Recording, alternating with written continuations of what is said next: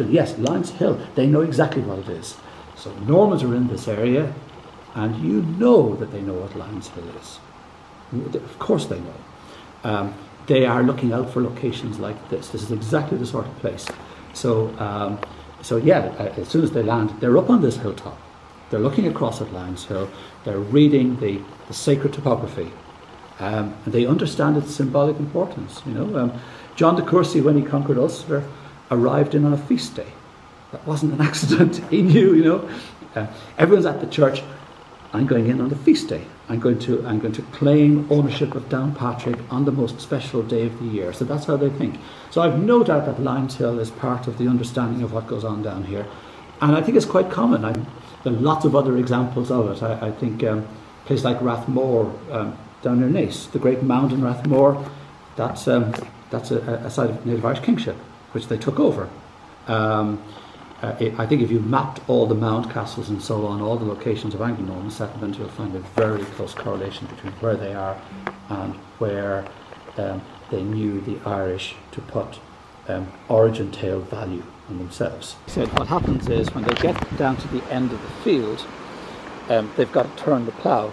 So they lift the mould board out of the ground, and of course it has collected dirt and so on as it's gone down the field.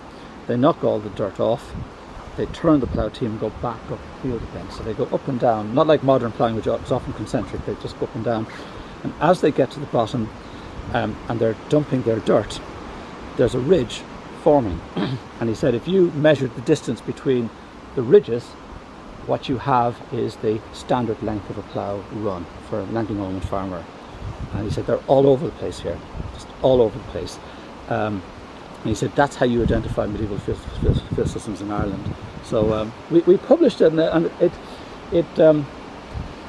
I thought in my naivety that it would sort of create a tsunami of interest in these field systems, because I started spotting them everywhere, and it never did. And it's always been treated, that paper, as a kind of odd little entry in the historiography.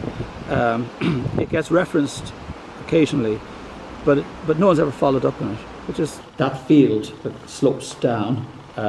There's a little shelf. There's 20 meters, and then it just dips. It's barely perceptible. I mean, one of the things about doing field work as an archaeologist is to tell the students you got to learn to feel your feet.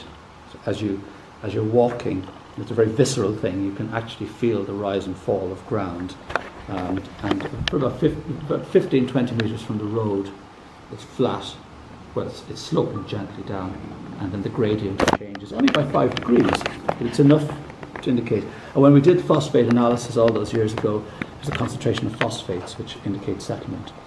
But the fact that there are no property divisions there today, it's all empty, it's all forgotten about, that's a real sign that it just failed. There's a load of settlements around here. Anglo-Norman, Rathcoole was the Archbishop of Dublin, it was his town. Where's the next one? Newcastle Lyons up the road, there's another one, which is Royal. So you've got the Archbishop has got a town, Rathcoole, the King has got a town at Newcastle Lyons. This is an attempt to create a town. What's attractive about this site to the Anglo-Normans, presumably having to Hereford when he was here, is it's got an old ecclesiastical presence, the Round Tower, which means it's got roadways coming into it. It's got people living around here, so there's a population. They're already farming the land. They've got their church and so on. So there's an infrastructure, in a sense, ready. But under the Anglo-Normans, it's not going to be able to compete with these other big new settlements. And I think it probably fails very quickly. A lot of these places like this failed. Now, the availability of water was a real problem if you're founding a town, obviously. You're not going to be successful. There are very few Anglo-Norman towns which did work without a river running through them. Cashel did, but Cashel obviously did because of the rock and etc. etc. So this place was doomed because of that. But even if it had a river or a stream running through it, its proximity to the two other towns would have screwed it. So it was never really going to work. And I think you could imagine the first settlers coming here, attracted to here, because they want to live in towns. You know, they're coming from England and Wales. They want to live in towns because there are privileges attached to it. They find that they're booked into a town in Oughterard, like a holiday in Bulgaria, and you get there and you find it's a building site basically, and they get their little plots of land, so they're allowed hold on to their bits of land around here by what we call burgage tenure. So the conditions of their rent are the ones they would have if they lived in a proper town, but there's no town here. There's no market. There's nothing. So some of them hang on, others disappear. Others possibly never came because they'd heard it doesn't work. And of course the king and the archbishop would have been very happy to take people. So you can imagine some people came here to Oughterard with the intention of living in Oughterard, finding it wasn't what they thought, and then going down and talking to the estate agent for the other two towns, and getting an alternative.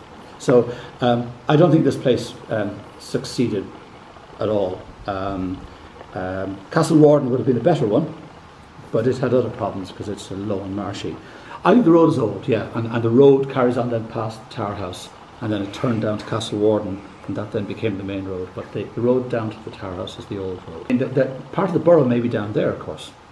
So it may have gone past the road for Castle Warden and carried on down towards the castle, in which case it was bigger than we thought.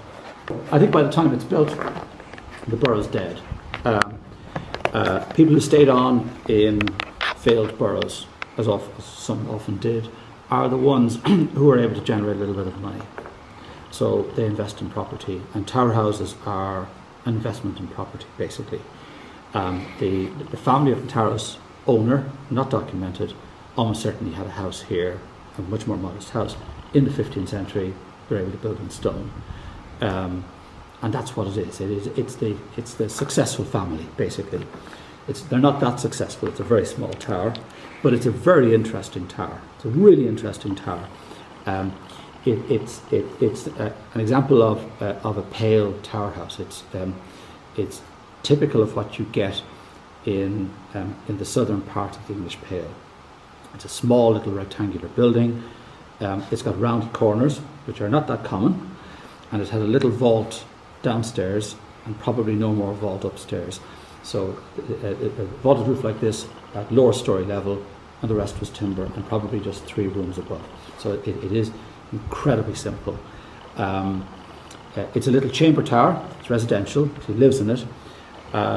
What's missing from it, and it's down there somewhere, was beside it would have been a little hall. This is something I didn't know back in '85, but it's something I've worked on a lot recently.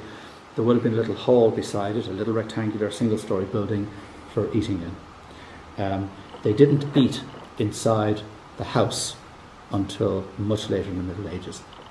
Around the 14th century, lords in England and Ireland began to abandon the little dining hall as the place where they ate, began to eat inside the house, like television dinners, on the couch in front of the telly.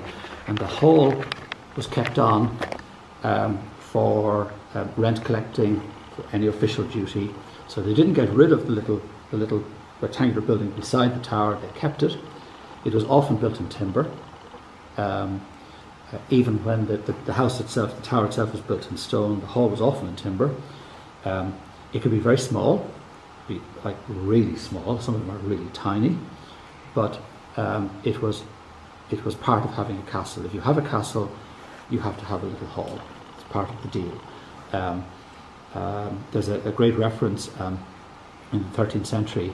There's a guy, Thomas Leon, who's dying. And he owns a little manor, a little estate, and he gets carried to the door of the hall, where he grabs the handle to pass the estate on to his son. So in other words, the hall is the proxy for the estate. So that little tower down there is part of the residence. It's the chamber. It's where he sleeps. It's where he relaxes, and beside it, somewhere at the back of it, away from the road, a bed excavation would find there's a little hall. It's a nice little tower. How old? I don't know. They're really hard to date. Everyone assumes because it's simple, it's quite early. It probably is quite early. I think it probably early 15th century. It's small, it's one of the small ones. It's not the smallest, I've seen a lot smaller. There's not a huge amount of money. He's got notions, but it's not Blarney, it's not Bunratty. It's a small little thing. But it's a great survival because so many of the towers of Kildare have gone. No, not really. That's a great myth, really. These little castles are about being safe in your house at night. That's what they are. There's no great strategy. They lock the door, they're safe. They have a little enclosure, a little bawn. They bring the animals in at night to stop them being stolen. There's no besieging them. There's no boiling oil or any of this sort of stuff. I mean, these are all sort of Disney myths. These are basically it's basically a way of saying, it's like the it's like the alarm sticker on your car window. That's all it is. All of these places there was an expected population, and then there was a real population, and you can never determine either. The expected population, when they made a town like Oughterard, those living in the town, the burgesses, they would have paid a rent of £1 a year. That's all they had to pay. So it's a very good gig, and they have access to land around the town. So the town founders generally calculated how much acreage was needed per household in the town. So when they make the town, they also have to set aside a block of land for it. So they're confined. You cannot have 200 people in your town if you don't have the acreage. There's no point having a town for 100 people if you've got a huge acreage. So there's a kind of a calculus at work here, and sometimes you can work it out, like in Southeast Ireland. We don't know what the land set aside for the borough was here. It might never have even reached that stage, possibly. But I suspect that you're probably talking about maybe a couple of dozen families here at the peak. As small as that, really small. Yeah, really small. And of them, maybe half of them had proper houses. I think this place is just a disaster.